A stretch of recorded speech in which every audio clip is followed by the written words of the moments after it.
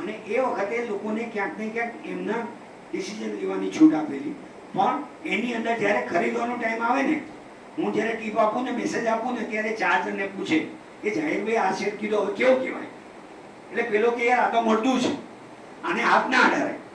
એટલે ભાઈ મળતું જ્યારે દોડવા માંડ્યું ત્યારે હવે તમે 4 દિવસ સુધી બાયર સર્કિટ વાગે ત્યારે કશું જોવા નથી રહેતા.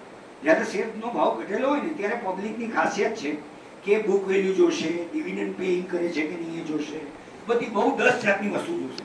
પણ 3 દિવસની સર્કિટ વાગીને પછી ડિવિડન્ડ આપે છે કે નહીં એ નથી જોયું. લોકો એમ કહે છે ફંડામેન્ટલ શેર લેવાના. હવે ફંડામેન્ટલ શેર સારા, પણ સાથે ફંડામેન્ટલ અને ટેકનિકલ એને કમ્પેરિઝન કરીએ તો મારા હિસાબે અને બધા લોકોએ કીધું છે એ પ્રમાણે ટેકનિકલી જે બેસ્ટ હોય એ શેર લેવાનું. કારણ કે આસીમા સિન્ટેક્સ ખોખરાની અંદર એ બિલ છે, 200 કરોડ રૂપિયાનો લોસ છે, 70 રૂપિયાની માઇનસ બુક વેલ્યુ છે, ₹1.5 ભાવ થઈ ગયો હતો એનો, અત્યારે એનો ભાવ 8 રૂપિયા થયો. જો ફંડામેન્ટલી સાવ મળતું જ છે તો એ ₹1.5માંથી 8 રૂપિયા કેવી રીતે થયો? તો હું એવા 50 શેર બતાવીશ તમને કે જે લોસ મેકિંગ છે. એ લોસ મેકિંગ આ 1 વર્ષની અંદર ડબલ કરતા વધારે થયા છે. ગુજરાત સિટી સિમેન્ટ, બીજી ઘણી કંપનીઓ છે કે જેની અંદર ટેક ઓવરની બીડ આવી છે. મફતલાલ એન્ડ કંપની છે, મફતલાલ ગ્રુપની. તો લોકો એમ કહે છે કે મફતલાલ ગ્રુપને અંદર કોઈ વાંધો જ નહીં, લોસ મેકિંગ છે તો બી લેવાય. ઇસ્પાત, લક્ષ્મી મિત્તલની, ઇન્ડિયાનું ટેક ઓવર, તો એની અંદર એ કંપની અત્યારે લોસ કરી રહી છે તો બી ફ્યુચરમાં બી છે અને ભાવ એનો 18 થી 20 રૂપિયા છે. તો મારું આખું રિસર્ચ તમને એવું કહી રહી છે કે એવા શેર્સને ટચ કરવાના છે કે જેની અંદર ચાર્ટમાં ડબલ બોટમ બની છે.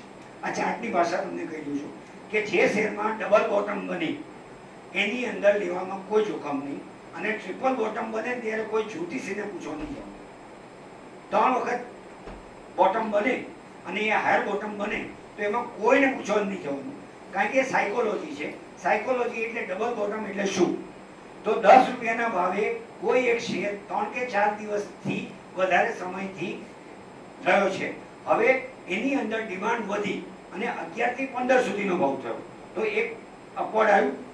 હવે ધારો કે નફારૂપી વેચવા લઈ આવી અને એ ઘટીને કદાચ 12 રૂપિયા સુધી આવ્યો અને ત્યાં ફરીથી લોકો બાય કરવા ગયા, તો એ જગ્યાએ 12 રૂપિયાના ભાવે હાયર બોટમ બની.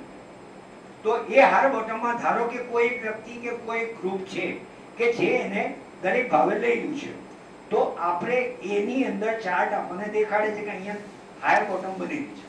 હવે ડબલ બોટમ બની અને ફરતી માની લો કે 15 કે 16 રૂપિયા સુધી ગયો અને ફરતી 13 રૂપિયાના ભાવ સુધી આવ્યો અને ત્યાં જો ફરતી માલ એક્વાયર થવા માંડે તો એ જગ્યાએ ટ્રિપલ બોટમ બની રહી. તો આ જગ્યાએ કોઈને પૂછો નહીં જવાનું, કોઈ નહીં, કારણ કે એ 13 રૂપિયાના ભાવે આપણે લઈ રહ્યા છે પણ નીચે 10 રૂપિયાના ભાવે લોકોએ ક્વોન્ટિટી માલ લીધો છે, 12 રૂપિયાના ભાવે ક્વોન્ટિટી માલ લીધો છે. તો હવે આપણું જોખમ ખાલી 2 રૂપિયાનું છે, પણ પેલા લોકોએ જે 10 લાખ શેર લીધા છે એ લોકોને જો 9 રૂપિયાનો ભાવ થાય તો એમના 10 લાખનો લોસ જાય, આપણો ખાલી 20,000નો કે 2,000નો લોસ થાય. એટલે બુદ્ધિ વાપરતા શીખશો, તમારામાં છે જ બધામાં, પણ